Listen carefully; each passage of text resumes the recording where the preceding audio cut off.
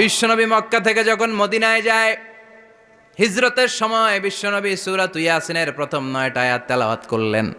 তেলাওয়াত করে আল্লাহর নাম নিয়ে ঘর থেকে বের হলেন। আশেপাশে কাফেররা ঘুরে কিন্তু বিশ্বনবীরে দেখে না, সবাই খেলে এরকম এরকম করে, ডানে বায়ে হাতায় বিশ্বনবীর সামনে দিয়ে যায়, কিন্তু কাফেরদের চোখ অন্ধ করে দিয়েছে কে?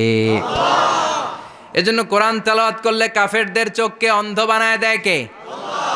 এজন্য সূরার একটা নাম হচ্ছে সূরাতুল মুইম্মা। কি নাম? অন্ধ করে দেয়। তাফসিরে কুরতুবির মুসান্নিফ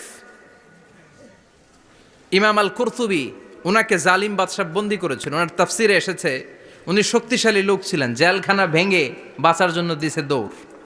ওনারেও ধরার জন্য জালিম বাদশার সৈনিকেরা ঘোড়া নিয়ে রওনা হয়েছে। উনিও দৌড়ায়, ঘোড়াও পেছন থেকে আসে।